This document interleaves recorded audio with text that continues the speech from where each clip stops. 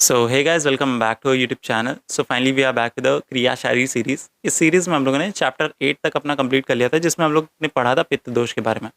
हम लोग वात पित्त कफ के बारे में पढ़ रहे थे, जिसमें हम लोग ने वात देख लिया, पित्त देख लिया। आज हम लोग पढ़ने वाले हैं कफ दोष के बारे में। तो चैप्टर 9 है कफ दोष। देखते हैं इस चैप्टर में कौन कौन सी चीज़ें हैं आपके यूनिवर्सिटी पॉइंट ऑफ व्यू से इंपॉर्टेंट, जो आपको ध्यान में रखनी है। तो सबसे पहले निरुक्ति आता है। निरुक्ति क्या होता है? किसी भी चीज़ को एक स्मॉल छोटे से मतलब एक सेंटेंस में डिफाइन करना, उसे निरुक्ति कहते हैं। तो इसमें सिंपल सी बात है, इसका निरुक्ति है श्लेष आलिंगन है। आलिंगन मतलब होता है जोड़ना या संयोग, ठीक है। और श्लेष्मा का क्या अर्थ होता है? श्लेष्मा मतलब होता है कफ, कफ का ही पर्याय होता है श्लेष्मा। तो श्लेष्मा क्या कार्य करता है? जोड़ने का कार्य करता है। किसको जोड़ता है? अपने संधियों को जोड़ता है। संधि क्या होता है? जॉइंट्स होते हैं। अपनी बॉडी में अपना एक तरीके से लुब्रिकेशन प्रोवाइड करता है, बॉडी को स्थिर रखता है। यही सारे इसके कार्य होते हैं। यही सारी चीज़ें इसमें लिखी हुई हैं कि श्लेष आलिंगने धातु से मनीन प्रत्यय होकर फिर गुण होकर श्लेष्मन, श्लेष्मा शब्द बनता है। और श्लेष्मा मतलब होता है कफ, और आलिंगन का अर्थ होता है संयोग। तो श्लेष्मा का पंचभौतिक संगठन क्या होता है? तो हम लोगों ने सेकंड चैप्टर में पढ़ा था, सेकंड चैप्टर में, कि सारे दोष धातु मल इन सब का पंचभौतिक संगठन देखा था। उसमें भी यहाँ वहाँ पे आया था वात पित्त कफ का पंचभौतिक संगठन। तो वहाँ पे भी हम लोगों ने देखा था कि कुछ आचार्यों ने जल और पृथ्वी माना था, कुछ ने सिर्फ जल माना था। तो यहाँ पे हमारा होता है जल और पृथ्वी।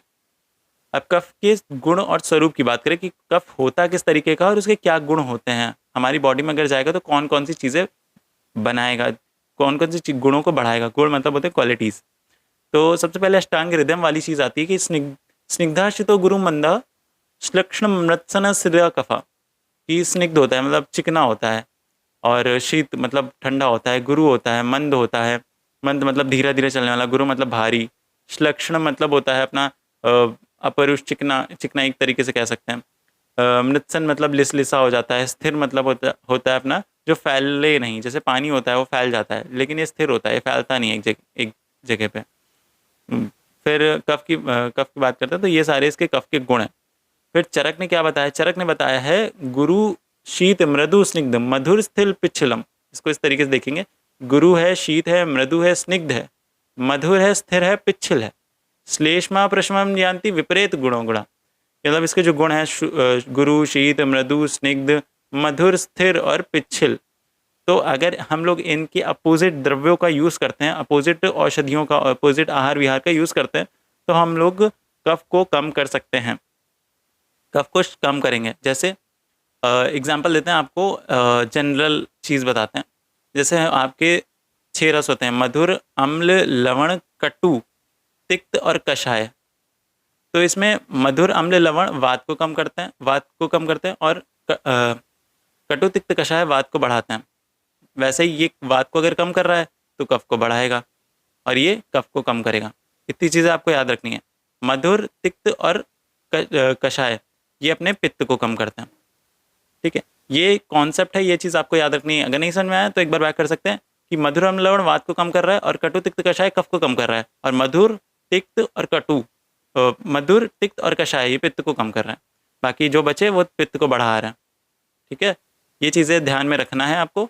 बाकी लिख लीजिए, आगे भी चीज़ें आएंगी तो आपको वहाँ पे भी समझ में आ जाएगा। तो ये चरक के अकॉर्डिंग था। फिर चरक ने विमान स्थान में भी अलग बताया, ये आप एक बार देख सकते हैं, बहुत इंपॉर्टेंट नहीं है आपके लिए। फिर यहाँ पे कर्म की बात करते हैं। तो कर्म क्या होता है? तो कर्म होता है स्नेहो बंधा स्थिरत्वम चा गौरव वम विष्टता बलम क्षमा धात्री लोभश्च कफ कर्म विकारजम। कि मतलब चरक ने बताया है कि प्राकृत कफ मतलब नेचुरल स्टेट में जब कफ रहता है तो शरीर में स्निग्धता मतलब चिकनापन प्रोवाइड करता है, संधि बंधनों को दृढ़ रखता है, ठीक है, सुदृढ़ रखता है। देह मन में स्थिरता, गुरुता, वृषता, वृषता मतलब होता है पोटेंसी, ठीक है। और बल, क्षमा, धात्री मतलब धैर्य, अलोभ, इन सारी चीज़ों को उत्पन्न करता है।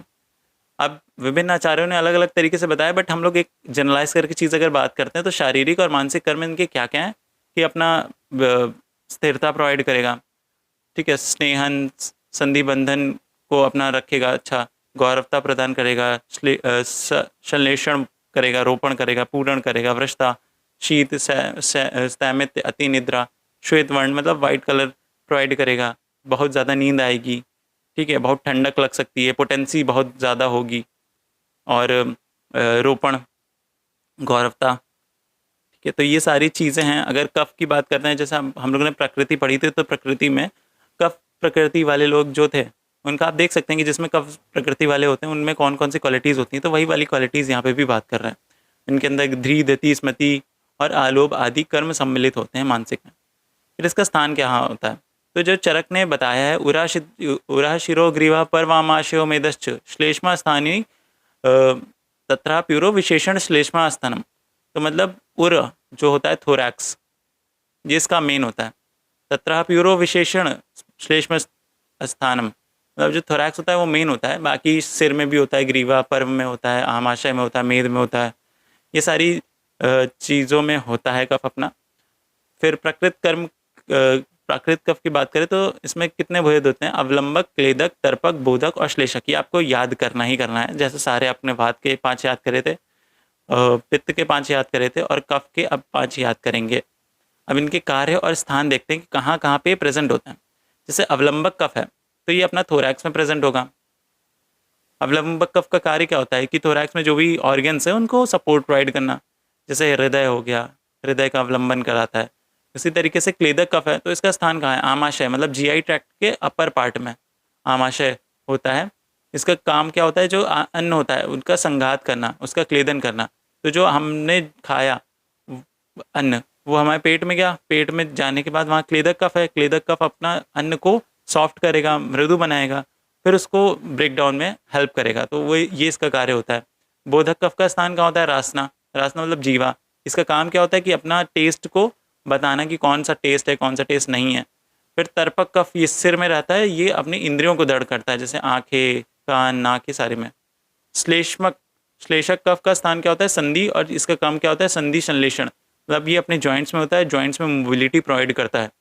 इसको हम लोग साइनोवियल फ्लूइड से भी बोल सकते हैं, साइनोवियल फ्लूइड से भी हम लोग डिनोट कर सकते हैं। ठीक है, तो ये सारी चीज़ें हैं कफ के भेद के बारे में। तो आपको अब समझ में आ गया होगा। अवलंबक कफ थोरैक्स कर्म, हृदय का अवलंबन। क्लेदक कफ आमाशय कर्म, अन्न संघात का क्लेदन। बोधक कफ का स्थान रासना कर्म, रसबोधन। तर्पक कफ सिर, तर्पक कफ का कम कर्म और इंद्रियों का तर्पण। श्लेष्मक कफ संधि, और श्लेष्मक कफ का कर्म है संधि संश्लेषण। तो ये सारी चीज़ें ही इंपॉर्टेंट है, इससे ज़्यादा कुछ इंपॉर्टेंट नहीं है कफ दोष में।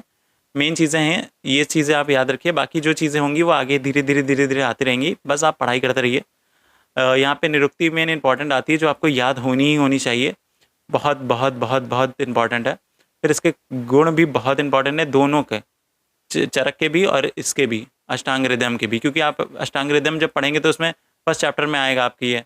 और अगर आप वो पढ़ेंगे चरक संहिता, तो चरक संहिता में भी आपके फर्स्ट चैप्टर में आएगा। तो याद तो आपको करना ही करना है। बाकी मैंने बता ही दिया कौन सा रस कौन सी चीज़ों को शमन करता है। फिर कर्म की बात करते हैं तो कर्म हम लोगों को यहाँ पे देखा था कि इसका श्लोक भी बहुत इंपॉर्टेंट है, चरक ने दिया है, जो स्नेहोबंध से ऋतुम च कौरता वृस्ताबलम क्षमाधात्री लोभश्च कफ कर्म विकारजम। फिर शारीरिक और मानसिक कफ के स्थान कर्म देखे थे, फिर स्थान देखा है। फिर स्थान में भी मेन इसका थोरैक्स है, बाकी सिर में, ग्रीवा में, स्मॉल जॉइंट्स में, आमाशय में और मेद, दश्च, इस चीज़ों में रहता है। इसके हम लोग ने भेद देखे, उनके स्थान और उनके कर्म देख लिया। तो इतनी चीज़ें आपको ये याद रखनी है आपकी यूनिवर्सिटी पॉइंट ऑफ व्यू से। बाकी टेलीग्राम का ग्रुप का लिंक नीचे दिया हुआ है, वहाँ पे आप डाउट्स अपने पूछ सकते हैं। वहाँ पे आप नोट्स जो भी हैं वो ले सकते हैं। उसके अलावा एक कम्युनिटी है जिसमें आप ही के बैचमेट्स, आपके सीनियर, आपके जूनियर हैं, जहाँ पे आप अच्छे तरीके से कोई भी डाउट है तो पूछ सकते हैं, अपनी कम्युनिटी में ही बात कर सकते हैं। बाकी उसके बाद डायरेक्ट मुझसे भी बात करना हो तो आप टेलीग्राम ग्रुप में ज्वाइन होकर वहाँ पे बात कर सकते हैं। कोई भी नोट्स मांगना हो आप नोट्स मांग सकते हैं। बाकी कोई भी न्यूज़ और कोई भी आयुर्वेद का अपडेट आता है तो वहाँ पे सबसे पहले पता चल जाता है। तो ये सारी चीज़ें हैं, और किसी भी तरीके का डाउट हो आप कमेंट सेक्शन में लिख सकते हैं या वहाँ लिख सकते हैं। बाकी मिलते हैं आपसे नेक्स्ट वीडियो में। पढ़ाई करते रहिए, मज़े करते रहिए। Tata, bye bye.